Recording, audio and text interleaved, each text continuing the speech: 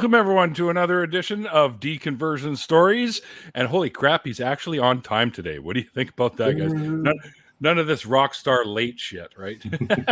Anyways, my guest today is known as, well, I guess we call you Reverend Dr. David Breeden.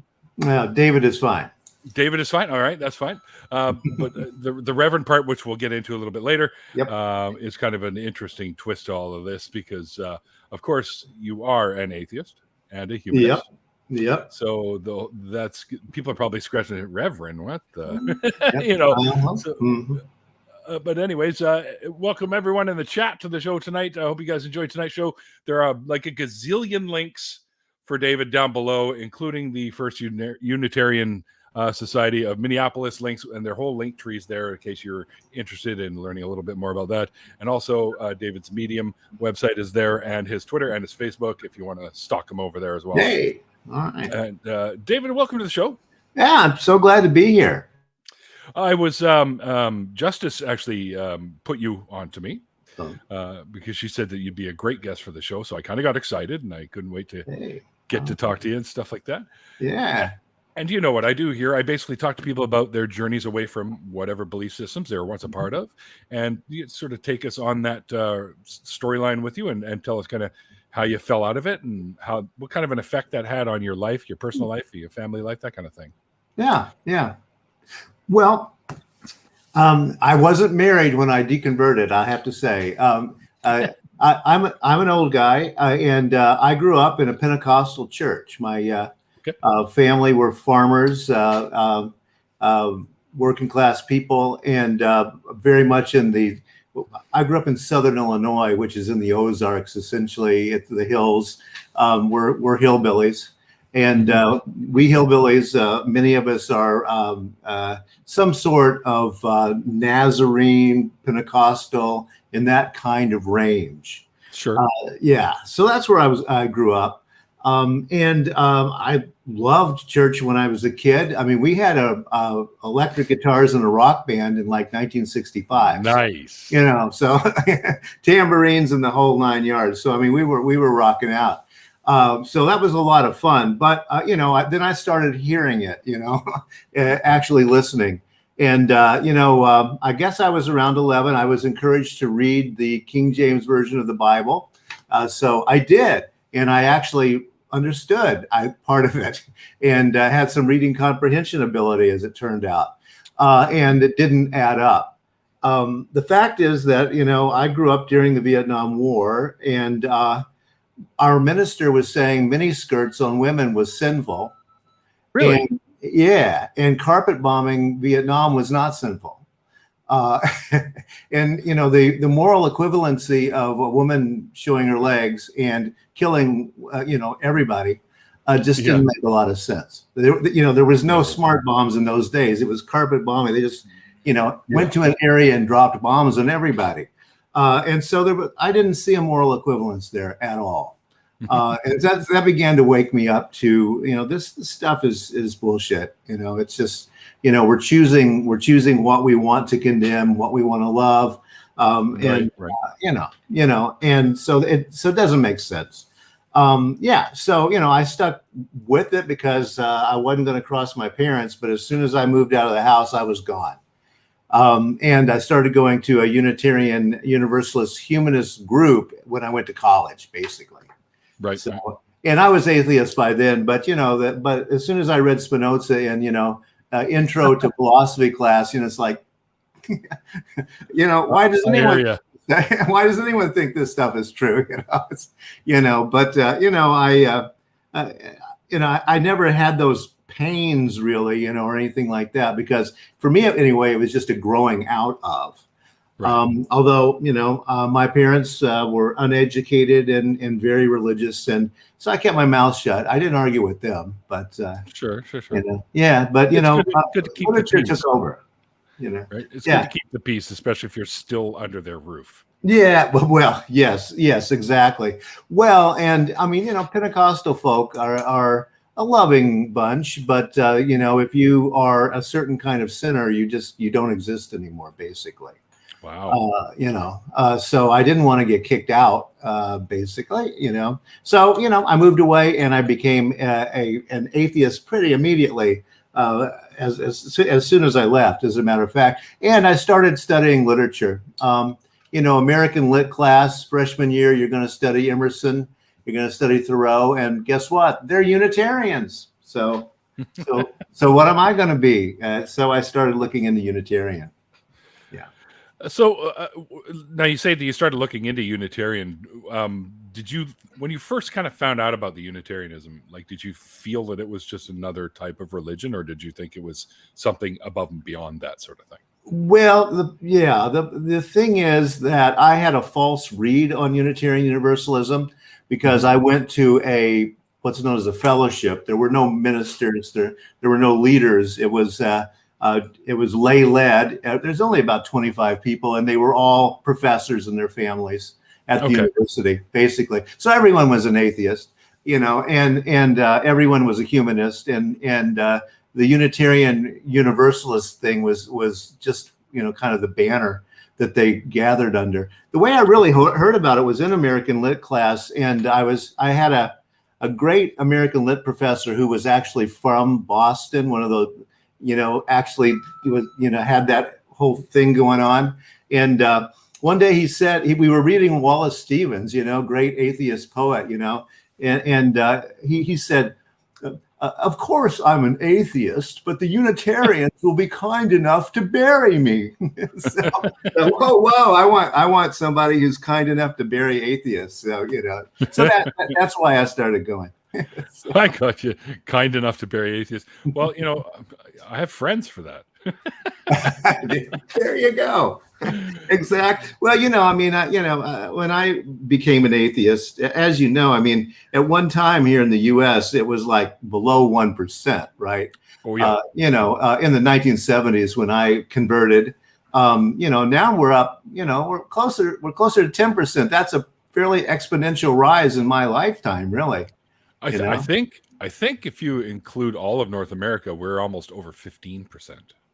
All right. It's like growing group. Yeah.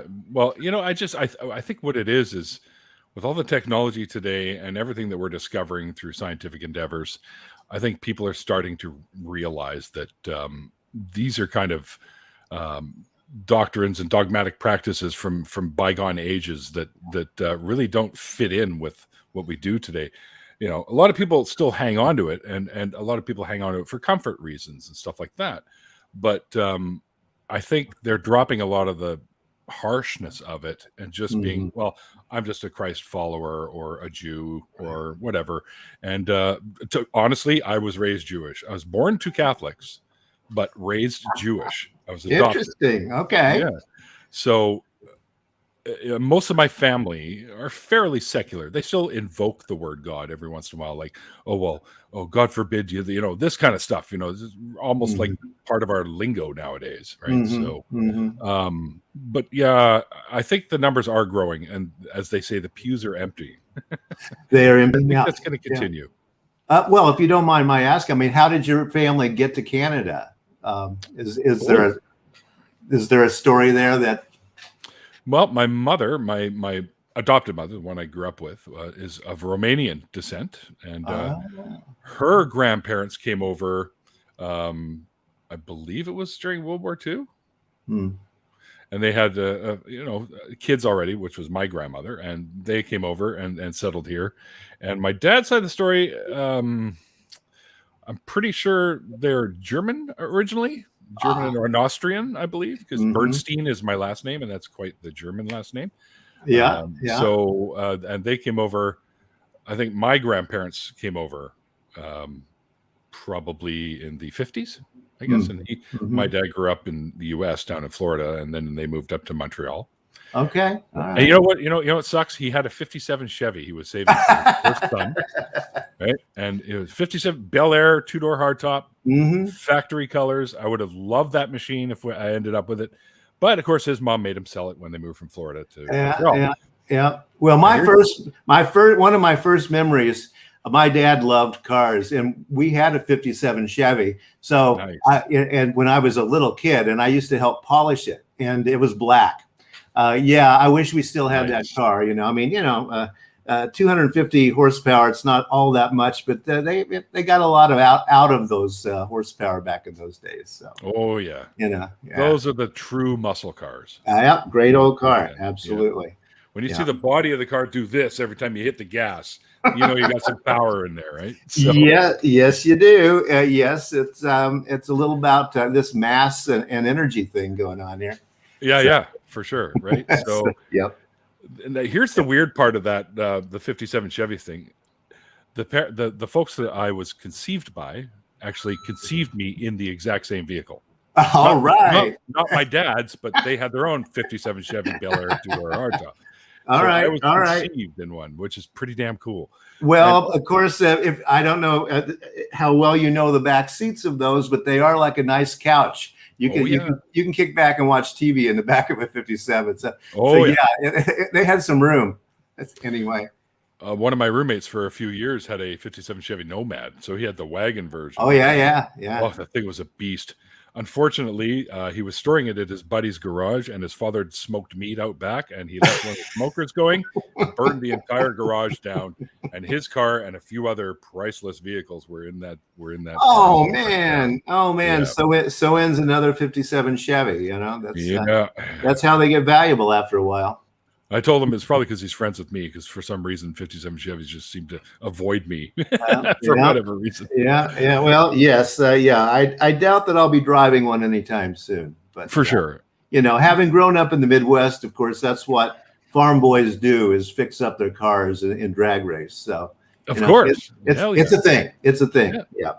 Absolutely. I've been privy to a few of those out in the countries that we have here. But before we carry on, I just want to make a little quick announcement. A friend of mine who lives in my building is actually watching the show. He's going by the moniker of Captain Kirk in the chat there, and he just had a baby boy. So congratulations, Captain Kirk, on your baby boy. That's awesome. And I saw a picture of the little tyke on Facebook, and he's a little cutie. All right. He kind of looks like Matt Dillahunty, actually, if Matt Dillahunty was a baby. Yeah, or lost a little weight, whatever. Yeah. Well, Matt's actually lost quite a bit of weight. He was well on the path to that when I was hanging out at his place a couple of years back in Austin there. I went down to the Faithless Forum. I want to go down again this year, but I can't fly right now because of the blood clot in my leg, which is why I'm on the blood thinners. So yeah. But I may drive down. And if that's the case, if any of you guys live along the way, because I'll be taking the I-84 probably all the way down once I get out of Washington, and that passes through I think Idaho and Utah and whatnot. So I might need to crash overnight at someone's house. We'll talk about that. Yeah, you won't be passing through Minnesota on that trip. No. I'd have to go north or go east a bit and then south if I did that. But, well, but you've been to Austin, so you know Austin well. Yeah, it's a great little town. It is. It's so much fun I had there the last time I was there. Yeah. An island of sanity in Texas. So indeed, and you're not the first one to say exactly those words. But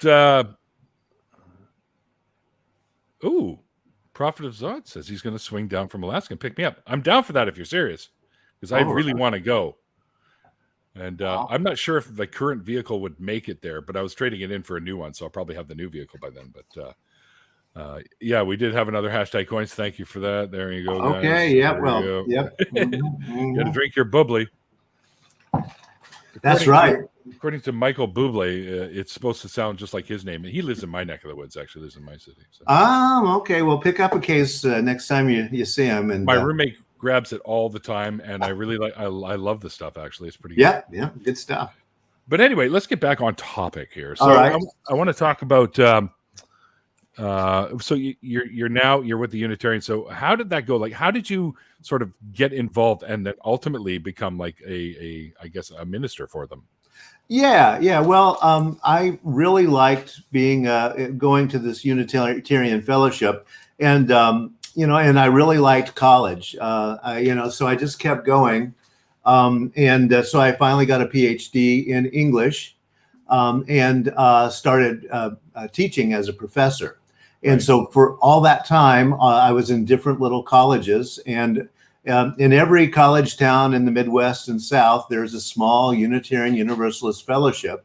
And usually they are humanist, and they're not big enough to support a minister. So they're really, they get together, they read, they discuss, and almost all of them are humanist, agnostic, atheist, etc., and liberal. So a lot of the American South, the UU congregation is the only place you can go and speak liberalese. You close the door and you can actually talk among yourselves. Everybody outside is a conservative, and so they become these little bastions of liberality in the U.S. in small college towns, and so that's what I did all the way along. I was a leader in my congregation when I was a professor, and I kept thinking about changing careers. Frankly, I was an English professor. I really enjoyed that. I'm also a poet. I did a lot of creative writing sort of deal. Actually, yeah. Well, that was my first love, really. And so I decided, this professor thing, I'm really disconnected from reality. I really feel like I need to get connected somewhere. I'm in an ivory tower, and that's not good for my writing. So I thought, okay, got my kids through school, and so I said, I'm gonna retire, and I'm gonna go back, and I'm gonna become a UU minister. Well, I did that, but the problem is I had never been to a Unitarian Universalist church, and I had never heard a Unitarian Universalist minister speak. And so when I showed up in Chicago at the seminary, I was very shocked to learn that some UUs are theists. Okay. Some are even Christian. And I found that completely shocking. I had no idea that that this was part of the package sometimes. So I had a lot of learning to do, and actually discovered that my humanism was kind of an outlier. Actually, there was much more kind of a very vague theism. It is the kind of general water in Unitarian Universalism. I don't want to be negative, but I am. But because I just don't. It just doesn't make sense to me. I guess. One thing is that growing up Pentecostal, if you're really going to believe this stuff, it needs to cost you something. And it's just kind of milk toast. It doesn't. So I stuck with it, and I was very, very fortunate to find myself at the birthplace of congregational humanism. I was just a lucky guy. Very cool. Yeah. It was a completely, as accidental as these things get. You look back, and okay, your garage burns down, and that because of that you went over here, and then you got that job, and how life is. Yeah. So I really can't explain it. I can't in any way pretend to have planned anything like that. Right. But I'm just a really lucky guy to have found that congregation. So that's awesome. Now, did you have to do any take any courses on how to become a minister? In my day it was a 3-year course. Now they've reduced it a little bit. It's a most seminaries, because seminaries are in real trouble. They're just not that many people are becoming ministers nowadays. And so they've really had to back off. And so nowadays most of the classes are online. So people can keep their day jobs, which I didn't do. So it's really changed over time. You got to take a lot of classes, but I was glad to do that. I already had a PhD, and there's a certain way you jump hurdles in academia, and I knew how to jump those hurdles pretty well, since I'd been an academic dean. So, whatever, throw it at me, give me the syllabus, and I can pass the class, so. Right on. Yeah, I was pretty lucky too when I was taking my courses in chemistry for my current job. I knew the guy that was teaching the courses. So he already knew that I was well ahead of the game getting into the classes to do what I do now. So he kind of sped me through, I guess, allowed me to sort of skip the odd class because I might have something else I needed to do, but just test me on it. And then, I passed the test and he just put me forward. So it always helps to know somebody, Well, oh yeah. Well, and so, I mean, your background leads you directly into scientific thinking, in other words. I mean, this is kind of the way your path goes, right? Yeah. For me anyway, I mean, it's always been about art. It's always been about creativity. So I'm coming at humanism, atheism from a different direction than a lot of people do. Actually, as in my poetry study, I discovered, the Dadaists and the Surrealists, and, people who were using poetry as their religion, basically. The poet priest kind of idea, and which was very, very big in the early 20th century. And so that really always spoke to me and still does, the kind of minister I am goes right along with being a college professor and a writer. That's one of the things about it. So again, I'm a lucky guy. Yeah, for sure. Oh, hang on there. Damn it, I started reading some questions in the chat. I forgot the question I had in my mind. Oh, okay. Well, one of the ones my friend Nathaniel wanted to know. So you're saying there's a market for ministers and pastors. Let's talk pay scale. Oh, you don't want to. You don't want to. Well, in liberal ministry, and I'm talking everything from being a Presbyterian to being a Unitarian, to being a humanist, like ethical culture societies leaders. Most of them are not big enough to support full-time ministers. And that's the big problem. Again, I'm a lucky guy that my congregation is big enough to actually pay me a full-time wage. Wow. Most of them don't. And that's why, there's a term nowadays among younger people, entrepreneurial ministry, which means you got to make it up yourself.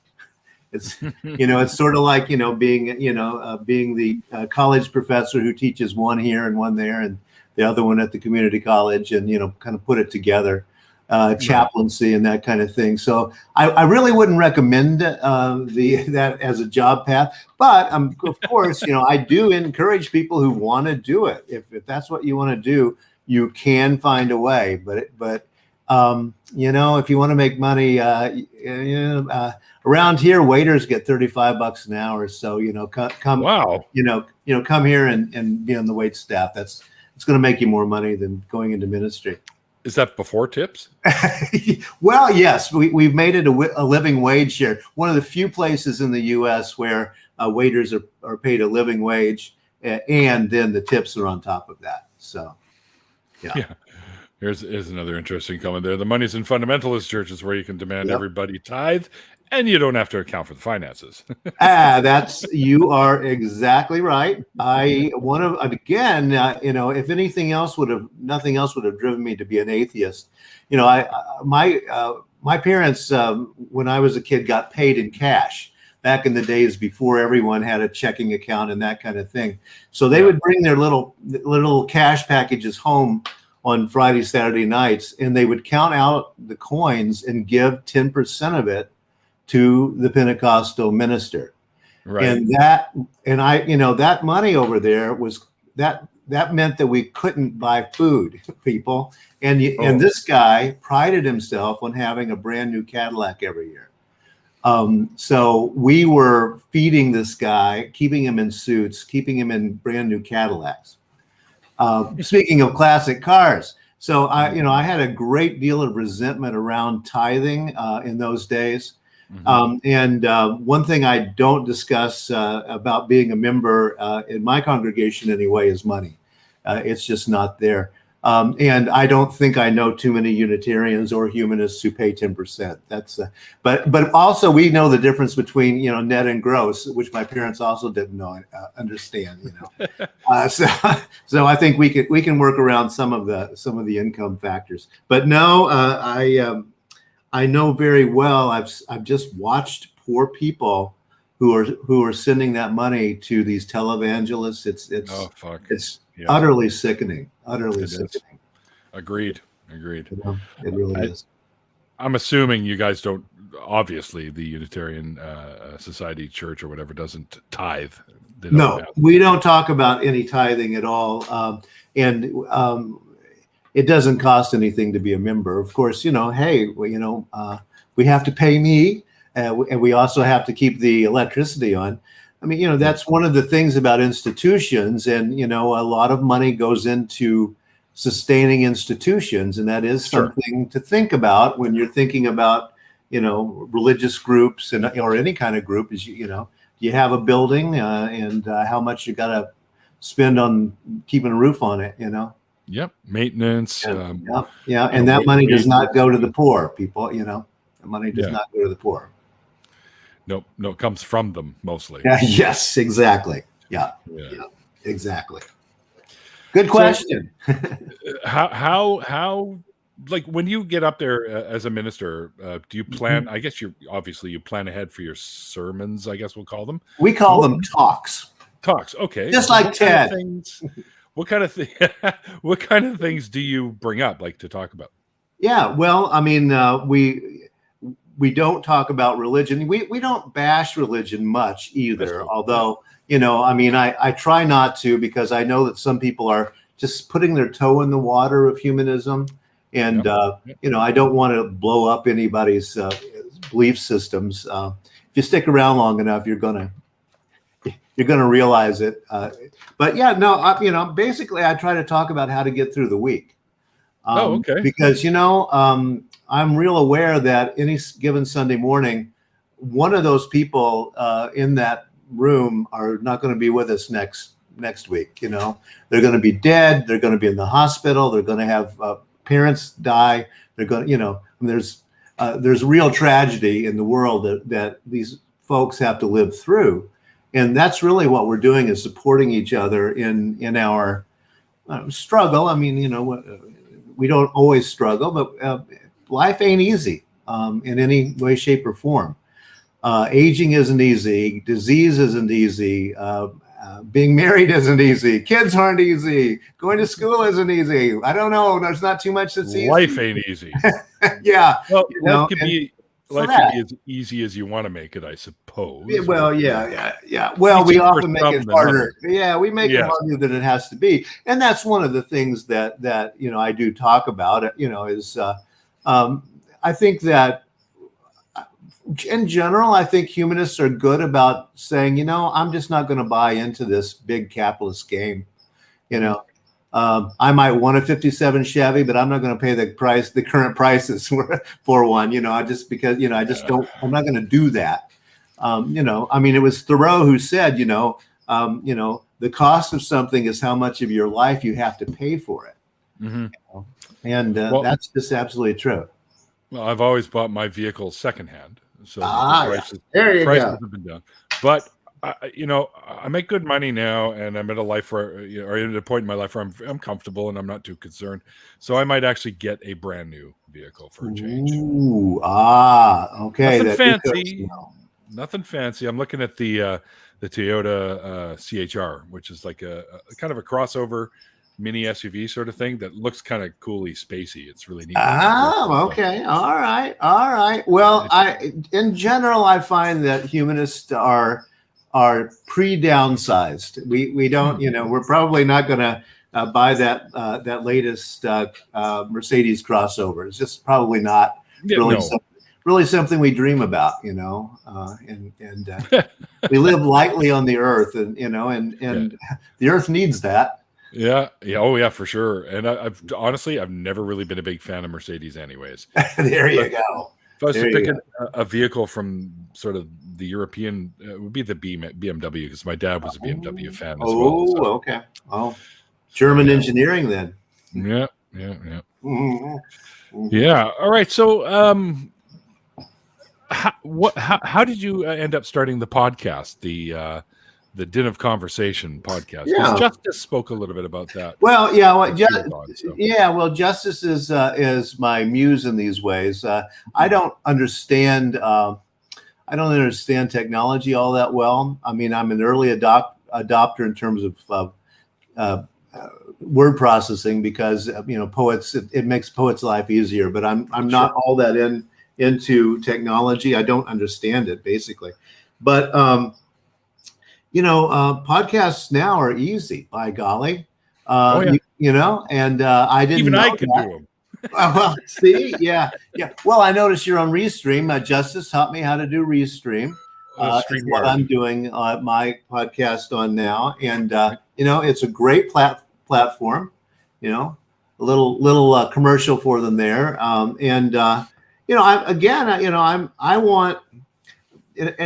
quite serious about this. What I see, my job, I think about, because I used to live in Mississippi, which is not a place anyone wants to live, I guess. But but I think of a gay kid in Mississippi, a 12-year-old gay kid in northern Mississippi, who's grown up in even the best kind of Christianity probably told him there was something wrong with him, right? And of course. And here he is. And we've got this thing called the internet, and I want to have our kinds of messages out there. That's what I want. I want our message to be out there when we've got a 14-year-old gay kid who says, I can't take this anymore. And we're going to say, hey, live the way you want, and you don't have to believe that crap. Right, exactly. But he never heard that because he's locked into a Christian society. Private school, church, parents. So I see us as the messengers, if you will. We got to get the information out there that there is a way to be free and to live as an actualized human being in the world. Right. You don't have to be subservient to anybody. That's right. Especially, you don't have to be subservient to a belief system. Mostly speaking of the Judeo-Christian or Abrahamic belief systems, where they literally condemn the LGBTQIA plus community. Absolutely. Well, and then you start looking. Okay, wait a minute. Here's a white guy talking to me from this podium, and God hates everything that he hates. Wait a minute. There's a problem here. Wait, God's a Republican. Oh, who knew? But I mean, why is it that God's always underwrite people's prejudices? That might be your first clue that there's something wrong here. Well, I think it's more like God just happens to have the same prejudices of the people that wrote the books. Could be. Funny how that works, right? Yeah, it's funny how that works. And and God's politics change over different regions of the United States, even. So there you go. It's amazing. Yeah, sure. Yeah, and it's all made up. We will insist, and that's why it's just it sounds hollow because it is. So there you go. For sure. Going back to your journey out of atheism, did it have, like, you were saying you were still under the parents' roof and stuff like that. Ultimately, did they find out that you had become an unbeliever? Well, they never really understood it because they couldn't figure out what Unitarians were about. Okay. And frankly, and I wasn't going to tell them too much about that. I mean, something I do say is that I don't attack people's religions. I just don't. And the reason I don't is because I grew up poor and with my uneducated parents, and I know that they didn't have any hope in the world. Right. They were never going to have a good job. They were never going to be out of debt. They were never going to have the things they wanted to have. All they had was their religion. Right. The only hope. And Marx is right about that. And yeah, they should have, awakened and got out in the streets with the revolution, but they weren't going to do that. Right. So I don't mess with people's religious beliefs, just kind of as a matter of course. I tell my truth, and people can listen and judge for yourself. But I'm completely and totally sincere about what I think. I would, if I thought there was some glimmer of a God out there, I would say so. For sure. I'm not afraid of the truth. If we bombed Iraq tomorrow and found the Garden of Eden, okay, cool. I want to go. I'll get a plane ticket. Check it out. You can't. You really can't mess with my belief system in that way. I believe in knowledge. I believe in truth. I believe in facts. And I'm going to say, it's most of this religion stuff is snake oil, people. It just is. For sure. They're selling you something. Yeah. Not only that, they're telling you that you're born into the world damaged, right? Or poisoned even, and they have a cure for you. Yeah. Well, yeah. And isn't that brilliant of St. Paul to have created the market for a problem that didn't exist before? Right. Oh yeah, for sure. That's smart. That is smart marketing. There is, hey, I got this product. You are damaged, and only I can fix you. I've got the truth. You just have to support me. Right. I want my golden Mercedes. Yeah. A new Cadillac every year. You bet. Yeah. No, it's I don't know. I mean, I guess, ultimately I don't think that St. Paul was a scammer. He probably believed it, but but it is a scam. It just is. It's clearly so because it enriches the people who's selling it to you. Oh yeah, absolutely. Follow the money. Yeah, that's what I always tell people, that just follow the money, you'll figure it out. But sometimes you kind of, I've told, one person I can think of in my life that I told follow the money. Well, he ended up being a part of that money. So yeah, well, yeah. And it's like, well, hey, share, man. What's going on here? Yeah. I'm looking to buy a new Toyota, for crying out loud. Come on. But yeah. Hey, I've got a 2003 Yaris. That's how rich I am as a minister. Still a Toyota. It's a Toyota. By golly, transmission's going. Yeah, I'm currently driving a POS Ford Fusion. So. Ooh. Yeah, it's 2011, I think. All right. Okay. Well, it's time for a new one. Light on the earth. Yeah. It's not the hybrid one. It's the regular four banger. So. Okay. All right. And the CHR I'm looking at, they do have a hybrid version. Okay. I'm looking at so. But if I could, I'd go fully electric. But the problem is where I drive a lot into the interior of British Columbia.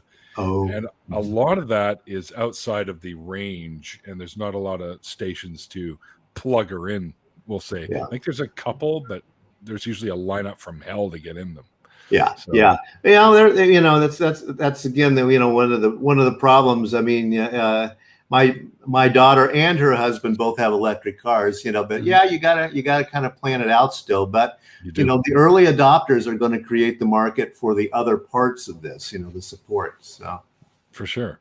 I do know that they're working on a new battery type for electric vehicles that are you can plug them in and they're solar. They'll still charge as you drive, and they actually make up the body of the vehicle. Oh, okay. So the entire body of the vehicle is your battery, and it's also charging while you're driving, which is bizarre. Right. I saw I guess you could say video, but it was more like a documentary sort of thing on it, and it looks really cool. Well, in this way, we can believe in applied science, and we really might save ourselves yet from climate. Let's hope. Definitely, there's a lot of avenues they're definitely working on. That's for sure. Yeah. To help out with the problems. Absolutely. Yeah. Oh, well, to complete your question, I really like podcasting. It makes me think. I do it Tuesdays and Thursdays, and then I have a discussion about it on Friday that's live, and it makes me think. It makes me read books and think about issues. that I like to dig into, and meaty ones that I like to think about. So, yeah. Thank you, Justice, for the super chat. I appreciate that. Justice has to drop due to some family stuff that's going on, but thanks so much. All right, thanks, Justice. Let's build the din of conversation together to make a better world. I agree. Absolutely. Keep talking, and more and more people will hear. Yeah. And I noticed that my friend XXgen Aaron has jumped into the chat. She lives very close to me, and I promised her a big hug. So there's a big incoming hug for you, Aaron. So, all right. When I actually see you in reality, I'll give you a big one then. So I always ask this kind of. I know we've kind of you've wrapped up all the stories already, and we're about 20 minutes shy of the hour, but that's not a big deal. Yeah. But I'd like to ask you if you could give someone some advice, maybe someone that's having some doubts. Yeah. Maybe they're thinking the same thing you were thinking when you started saying this is garbage. I don't like the way this looks or how this feels or whatever. What kind of advice would you give to someone like that that's sort of now on the fence and might be teetering to the side of atheism? Mm-hmm. Well, one thing I would start looking at the varieties of Christianity, because if this is an ultimate truth, why are there so many different kinds? Right. And just start looking into that in and of itself. And I think, you're going to find you're going to find enough cracks in the whole substructure here that you can see that it's built on air. Then I would start reading some philosophers. Spinoza is not fun reading, but on the internet you can find it. You can find enough stuff to begin to look into this whole other side of religion that I mean, some of the Enlightenment philosophers. I mean, we got this Diderot, who says that we'll be happy when the last priest is strangled with the guts of the last king. Okay, he was an angry guy. Okay, that's. I remember first time I heard that line, and yeah, Diderot. Yeah, he was a little bit, but colorful. But but Spinoza was dead serious, because this was costing him everything. He was going to get kicked out of his community. He knew that it was going to cost him. He was going to be shunned by his entire community, but yet he stuck with it and did it. And if you got to use that word God, Spinoza did it best. It's a whole darn universe. I mean, what is more amazing than the fact of being alive in this incredible universe. Absolutely. Be a pantheist. If you really kind of feel like you've got to have something that you're going to call divine, sacred, call it the universe. The earth can do it for you. The stars can do it for you.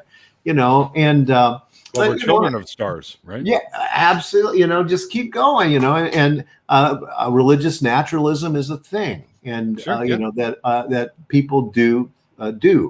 And it's a serious thing, and there's a little woo in some of it, though. Well, it can get wooey. It can get wooey, and I find it disingenuous to use the word God in some in a context in which I don't mean what you mean, kind of thing. I think that's kind of that seems to me a little weird and wonky.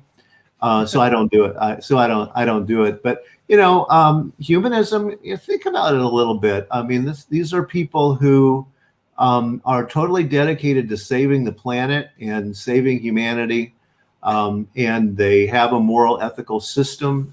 There are writings. There are saints like Einstein, and and Diderot in the mix. You got your heroes out there. And these are people who have taken these questions very seriously, and they came up with answers that didn't comport with many of the answers of their day, and often they paid a price for that. We're lucky. You live in a more secular society than I do. You're fortunate there with the separation. It's there actually, honestly, there really isn't a separation. I mean, they in our Charter of Rights and Freedoms, which is a lot like your Constitution, there's no real mention of keeping things separate, but it just happens to anyways. I guess the first people to build our governments here decided that they would keep it out of, and many times so people have tried, and it's almost coming back now. We have somebody very Trump-like, Tool, and the new People's Party, whatever the hell they're called. Mind you, they got like next to nothing vote-wise, but there is that ugliness raising its voice here in Canada. Yeah. So we have to be on our toes. But most of the Canadians that I know are fairly secular. Yeah. Well, I mean, that's happening all over the world at the moment. Thanks, Trump. The rise of the strong man idea. Let's throw all of our cares into the lap of this strong man who will save us from ourselves. Savior type, yeah. Yeah, I mean, again, in the Enlightenment period, I mean, democracy is not a given. We have to remember that. The separation of church and state, the fact of democracy, these are not givens, and we have to keep that going, because many of our religious friends will throw it away for a theocracy. There are posters with Jesus wearing a "Make America Great Again" hat. This is cringe. This is the way some of our fellow Americans think, and they vote.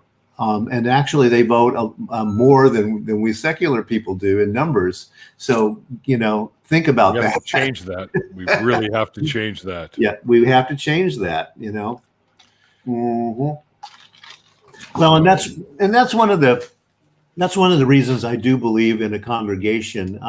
The congregation where I am, the guy back in 1916 discovered he was an atheist, and he came there and said, "I've got this thing called congregational humanism, and you can be an atheist and still come here and get all the rewards or all the good things about."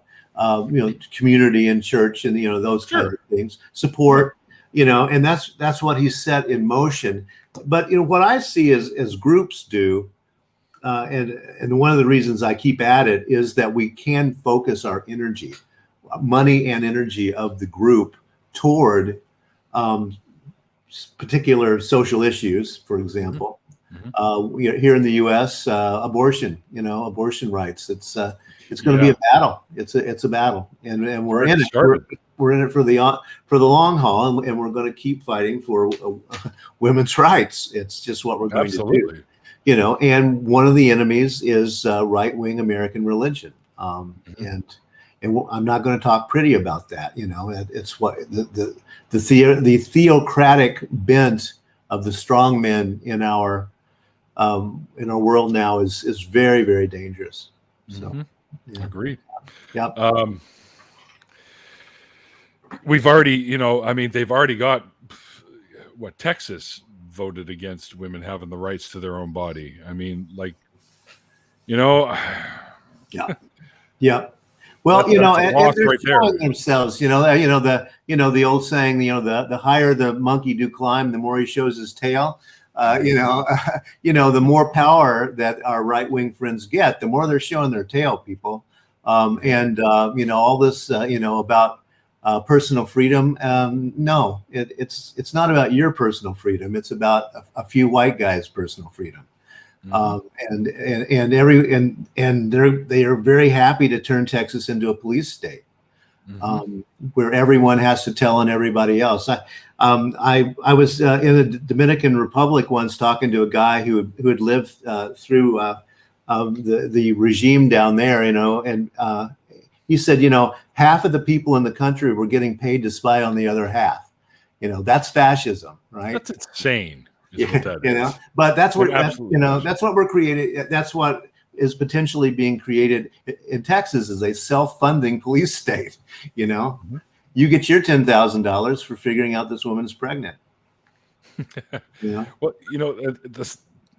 the sad thing is really, if anyone wants to spy on you, they can, because we all Yeah. carry these around. Well, there is definitely that. Absolutely. Yeah. So I kind of laugh when I hear the anti-vaxxers talk about the microchips being put Oh, in. well, yeah. It's like, Yeah. Hello, they don't need Yeah. to do that. No, the man can find you if the man wants to find you. It's That's right. That's right. we might be making it a little easier, but I'm sorry. No, I think we gain so much more. And again, it's about the flow of information. Democracy and free thought and atheism. This is all about information being available, because the white guys don't want you to have that information, right? The white guys who would be God don't want you to have information, especially if it takes money out of their wallets, right? Right. Yep. And so and we know this in the petty fascist states that they shut down the internet. I had a Nigerian friend, and their government was just shutting down the electricity randomly just to mess with their computers. Just to mess with the information. And, that can happen here, folks. It can happen anywhere. It's, that's not high tech. You just shut off the electricity and, Sure. So it's not some guy who's like on his job and he's kind of drunk and he goes, let's just fuck with people and push the button. Well, probably not, but I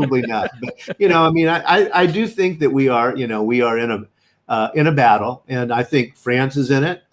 England is in it. I mean, it's, all of Europe and all of its colonies are fighting this battle at the present time, and it's a battle of information. It's a battle of free thinking, because that they don't want you to do that. So the bravest thing we can do is be liberal, democratic, free thinkers. Yep. No capitals on those, just liberal and democratic and a free thinker, right? Yeah, absolutely. It's funny because I used to capitalize the word atheism. I don't anymore. Yeah. Because it's not really a name of it. I mean, it's the name of. It's not really. I mean, it's just atheism. You don't believe in God. It's a big deal. It doesn't need a capital. Right. So. Right. That's pretty much all it really is, anyways. So. Yep. Nope. It's not. It doesn't have. We don't have to have a pope. No. because it's pretty easy to believe what we believe after you get there. Really, it's normal. And we're not going to charge you for lighting candles. Right? Probably. Well, but yeah. Exactly. Well, I might be okay with being the pope for atheism if they have those cool vehicles with the bulletproof glass. Okay. All right. Why does a pope need bulletproof glass, anyways? Well, because we have a lot of fundamentalists who would love to kill the Pope. Actually, I sometimes think, I kind of wish the Pope would take back over the southern United States and kind of enforce some laws on Christianity for a while, because they've gotten way over the top. Kill the fuck out, guys! Come on. Yeah, they're way out there at this point. The muscular Jesus, and I know. Yeah. There's some funny stuff out there for sure. Yeah. One of my favorites is Jesus riding on the back of a velociraptor with the machine guns. Yeah, absolutely. Yeah. Well, no, we have to ignore reality, but there is a consequence to ignoring reality too, and I think we see that going on in our politics as well. Oh yeah. We are paying the price for allowing, I shouldn't say that, but people to live in fantasy worlds. It costs when half of your population is living in a complete fantasy world. It surely does. Well, it's like one of my most favorite expressions is your beliefs inform your actions, and your actions have consequences. Right? Yes, they do. Absolutely. Well, and that's a very humanist thing to say, because let's think it through a little bit, because we are responsible for what we do. And that, in everything we do. Yes, we're a little teeny bit, but we are responsible.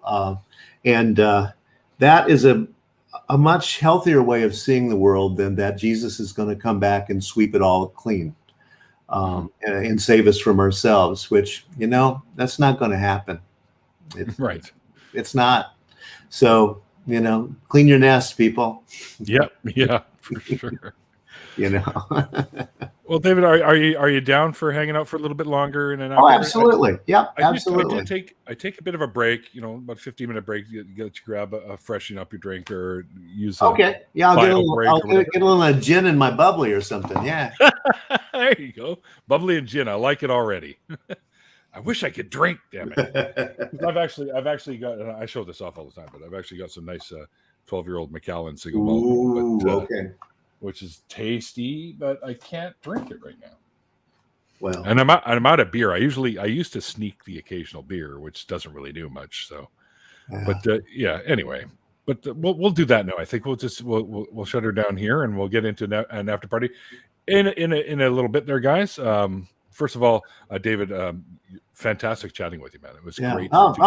Great fun. Thank you. Yeah, great. I'm glad you're able to join me because you said earlier that you do stuff on Thursdays. So, and today being a Thursday, I almost felt like, shit, am I taking him away from something or no? It's all good. All right, awesome. So I do appreciate you coming on the show.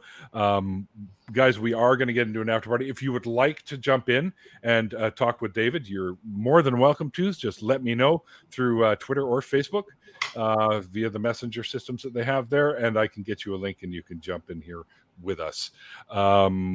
We will be going probably... I figure by about 20 after 6, we'll probably go live. So you want to be there before that.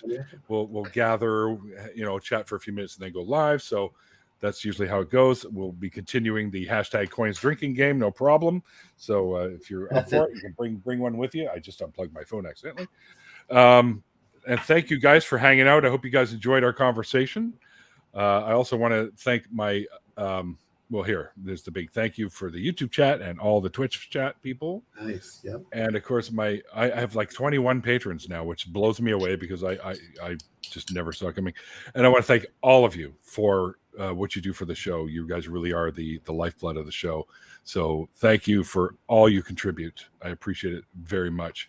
Quick reminder that Randolph and myself are coming up with our own call-in show. Oh, yay, another call-in show called True North Talk. And we do plan to go live pretty soon in the future. We're just finishing up building up the studio. So if you sub over to the channel, you won't miss our launch. And there's a lot of funny little videos you can watch there already.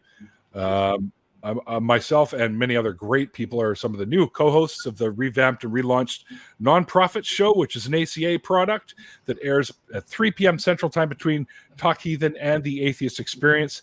You don't want to miss that. I'm going to be doing the Halloween episode, guys. So expect some awesome masks and costumes for that one. And not sure if this is going to be happening yet. I keep trying to get a hold of Andy, but he's just not answering me. But we usually do the 2 p.m. Pacific times last Saturday of every month. Atheists drinking out loud. And of course, I'll be drinking water for the time being. But you never know, I might crack a beer. But we have a lot of fun just poking fun of shit. And myself and Andy and Seamus do it. Seamus is from the Free Thought Prophets, so check out his channel. And check out Andy's channel where this show actually airs, which is on the Laughing in Disbelief channel. And that's about it. David, thanks again. Yay. Great, thank you. Great chatting with you. I've schmoozed the website for the Unitarian stuff, and it's some pretty interesting stuff in there. Right. And I actually have bookmarked your Medium website so I can check out all the stuff that you've got going on. I do that on Thursday. So there you go. All right, guys. Thanks everyone for hanging out. If you like what I do, you can help out the show. I've got a wish list. And I've also got Patreon there or a one-time donation through my PayPal if you'd like. And, I appreciate every little bit that you guys do to help the show. And until next time, guys, like I always say at the end of the interviews, like the late, great Christopher Hitchens once said, it's called faith because it's not knowledge. And we'll see you guys next time.